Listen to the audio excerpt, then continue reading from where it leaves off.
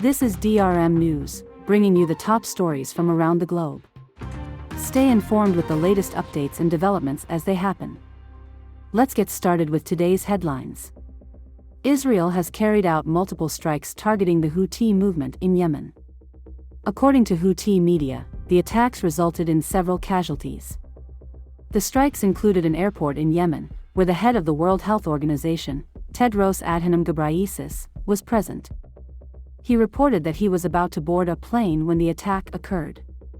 Tedros was in Yemen to negotiate the release of detained UN staff and assess the humanitarian situation. Israel has not commented on this specific incident. In addition to the airport, Israel confirmed it targeted military infrastructure at ports on Yemen's west coast as well as power stations.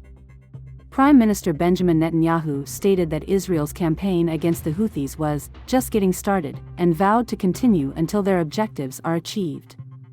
Meanwhile, the Houthis, who are aligned with Iran, have repeatedly launched missiles and drones toward Israel, citing solidarity with Palestinians in Gaza. On December 21, a missile from Yemen struck the Tel Aviv-Jaffa area, injuring more than a dozen people. These developments mark an escalation in the ongoing regional tensions.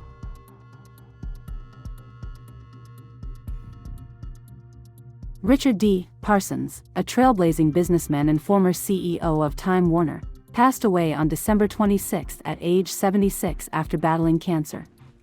Parsons, a prominent black executive, was widely credited with stabilizing Time Warner after its troubled merger with AOL, cutting debt in half and steering the company toward sustainable growth. A trusted leader during crises, Parsons also guided Citigroup through the financial crisis and served as interim CEO of the NBA's Los Angeles Clippers during a racism scandal. Known for his wisdom, warmth, and steady leadership, Parsons left a legacy across industries, including his work with Lazard, the Apollo Theater, and numerous cultural institutions. Peru has declared an environmental emergency following a crude oil spill off its northern Pacific coast. The spill occurred on December 21 during pre-shipment maneuvers at the Talara refinery in Peru. The spill has affected over 10,000 square meters of seawater, at least 7 beaches, and local wildlife, according to environmental authorities. Declarar en emergencia ambiental la zona de las que comprende el ámbito geográfico de 7 playas en las provincias de Talara y Lobitos. Así que ese es lo que queríamos informarles de la acción que ha tenido esa declaratoria de emergencias por 90 días hábiles, en los cuales se tendrá que remediar y atender todas las áreas que han sido afectadas por el derrame de hidrocarburos. Footage shows oil-stained shores as Petroperu workers attempt to clean the impacted areas. Coastal plants, crabs, and other marine life have suffered damage, while local fishermen report being unable to work due to the contamination. The government has pledged swift action to address the spill, which highlights ongoing environmental challenges in the region.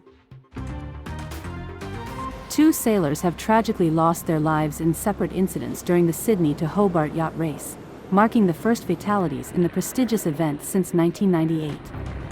Race organizers confirmed that both sailors were fatally struck by sail booms, horizontal poles that control the sails, during the race. The sailing community is a very close community, and there's about 1,000 sailors on the water in this race, and to lose 2 in this fashion is just devastating. As I'm sure you all know, there were 2 separate boats, and in both cases we believe that the member of crew was hit by a boom. I have no other information as to how that came about and what the circumstances were, so I'm afraid I can't elaborate on that today. The first incident occurred just before midnight, when New South Wales police received reports of a crew member being struck on the yacht Flying Fish Arctos. Despite CPR efforts by fellow crew members, the sailor could not be revived. A few hours later, another sailor aboard the yacht Boland suffered a similar fate, with fatal injuries caused by the sail boom. These tragedies have cast a somber shadow over the iconic ocean race, with organizers expressing their condolences to the families and crews involved. In a country captivated by Bollywood, an independent art house film is breaking barriers and gaining international recognition. All We Imagine as Light, directed by Payal Kapadia, has become the first Indian film to be nominated in the Best Director category at the Golden Globes. Set in Mumbai, the film explores the lives of 3 immigrant women navigating love and loneliness in the bustling metropolis. Known for its raw portrayal of urban struggles, the film has resonated with audiences globally, earning over $2 million at the box office and a nomination for Best Foreign Language Film at the Golden Globes. The critically acclaimed film, which also won the Grand Prix at Cannes earlier this year, highlights the stark contradictions of life in Mumbai, a city of 12 million people. With submissions to the Academy Awards in multiple categories, All We Imagine as Light continues to shine as a testament to the growing global appeal of Indian independent cinema.